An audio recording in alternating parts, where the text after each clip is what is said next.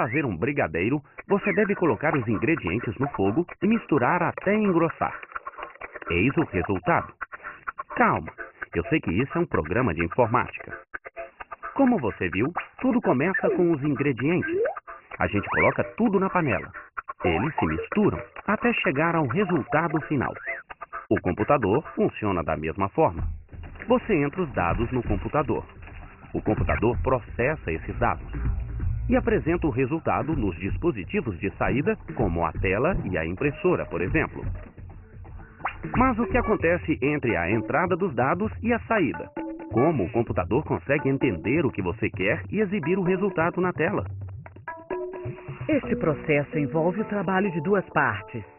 Uma parte física e uma parte lógica.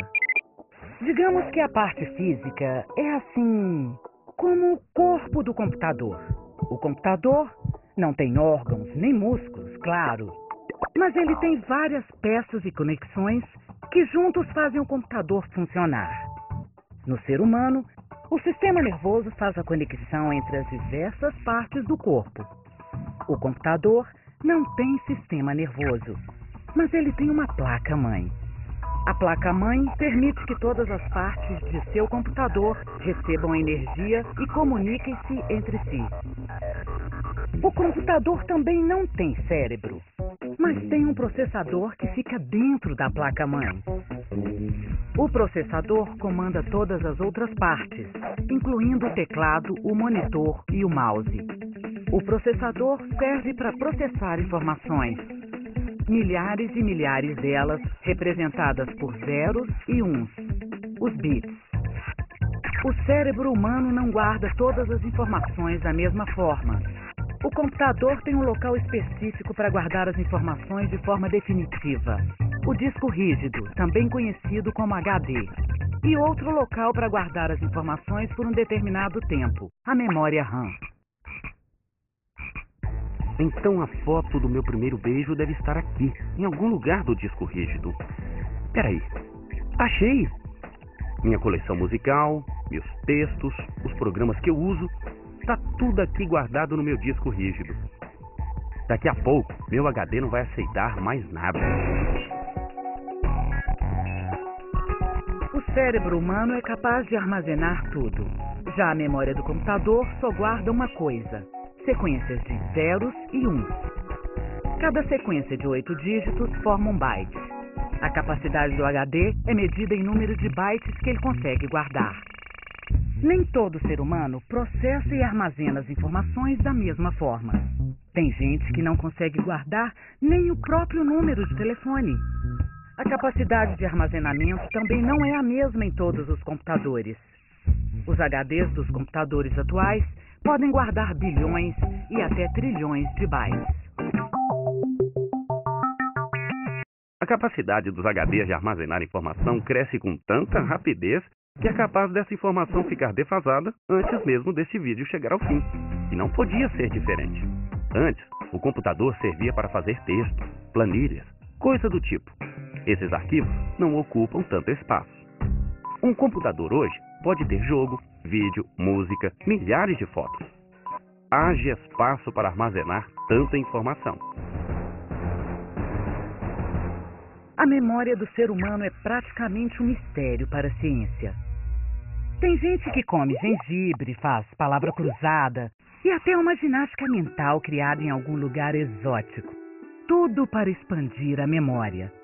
No caso do computador, nada disso funciona.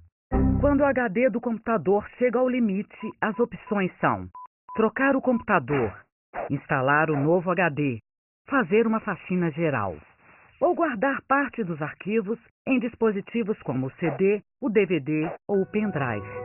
Os pendrives funcionam como um pequeno HD móvel que a gente pode levar para todo canto. Por isso, é muito usado para transferir informações de um computador para outro. Mas, onde a gente estava antes de começar a falar sobre isso? Ah, a gente estava falando do tal hardware, a parte física do computador. Assim como o homem, os computadores podem ter formas diferentes. Em alguns computadores, A placa-mãe e outros elementos ficam reunidos em um gabinete separado da tela e do teclado. No caso do computador portátil, todos os componentes ficam reunidos em uma única peça. O monitor é o principal meio de comunicação entre o homem e a máquina. Existem diferentes tipos de monitor. A tela do monitor LCD é formada por pequenas células de cristal líquido entre duas placas de vidro. Atrás de cada ponto da tela existem 3 lâmpadas, uma azul, uma verde e uma vermelha. Os cristais líquidos funcionam como uma persiana, controlando a quantidade de luz. A tonalidade de cada ponto destes depende da quantidade de luz que passa pela persiana. O tamanho e a resolução variam de monitor para monitor. O tamanho é medido na diagonal, em polegada. A resolução é medida em pixels. Um pixel é a menor unidade da imagem. Quanto mais pixels o monitor tiver, maior a resolução do monitor. O termo resolução é usado para descrever o nível de detalhe de uma imagem. Alguns monitores funcionam com o toque do dedo. Mas essa tecnologia ainda não é muito utilizada em computadores pessoais. Para comunicar com o computador, a maioria de nós usa mesmo o mouse e o teclado. O mouse é uma espécie de extensão das mãos de uma pessoa. Ele serve para controlar o movimento do cursor na tela do computador. Existem vários tipos de mouse. Alguns, para controlar o movimento, possuem uma bola em sua parte inferior. Outros funcionam a laser. Os mouses podem vir com um ou mais botões. Esses botões servem para dizer à máquina o que ela deve fazer. Com eles, é possível arrastar itens, desenhar, abrir arquivos. Usar o mouse é que nem dirigir. Com o tempo, a gente faz no automático. Mas este simpático ratinho foi uma dessas invenções que custam a pegar. O mouse só chegou ao mercado no começo da década de 80. Outro elemento fundamental para se comunicar com o computador é o teclado. Todas essas partes formam o corpo do computador, o hardware. Mas o computador não tem só um corpo feito de aço, silício e outros materiais. Tem coisas que a gente não pode tocar, mas que a gente usa o tempo todo, certo? Tudo que aparece na tela do seu computador é o software. Se o hardware é a parte física, o software é a parte lógica. Um computador pode ter diversos softwares. Existe software para projetar prédio, criar planilha, escrever textos ou criar uma animação. Todo computador tem um software principal, o sistema operacional. Ele funciona como um maestro. Ele rege o trabalho do software e do hardware e permite que você guarde programas e dados nos HDs. Se você usou o computador uma única vez, com certeza usou o sistema operacional. Todo computador já vem com um instalado. O computador não funciona sem ele. Você já deve ter ouvido falar no Windows, no macOS e o Linux.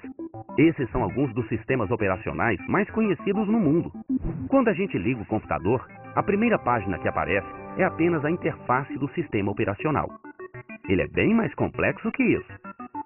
Graças a ele, eu tenho acesso a tudo no computador. O curioso é imaginar como os programadores conseguem criar softwares tão sofisticados. O software nada mais é do que uma lista de instruções criadas por programadores para resolver um determinado problema. Vamos supor que o problema seja fazer um quadrado. Vamos criar uma lista de instruções.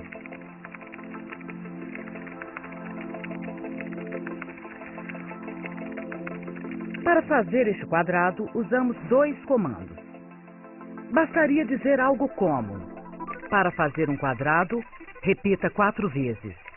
Avance 10, direita.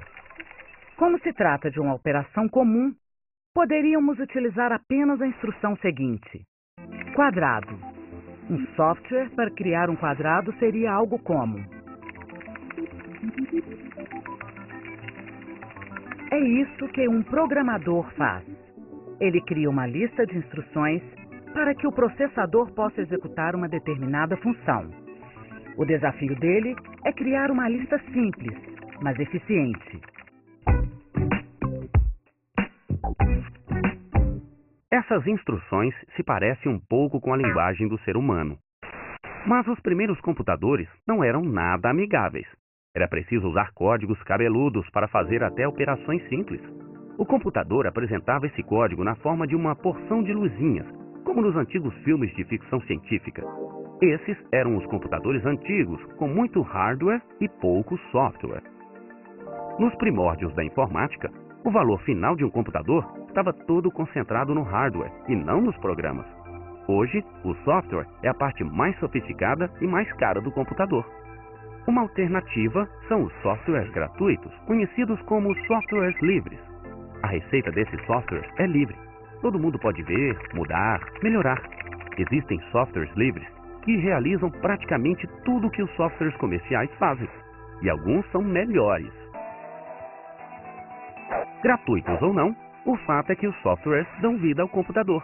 Graças a ele, é possível realizar atividades tão distintas quanto ver vídeos, editar música, gerenciar a venda de produtos em uma empresa, jogar, diagramar livros, organizar arquivos ou simplesmente escrever um texto.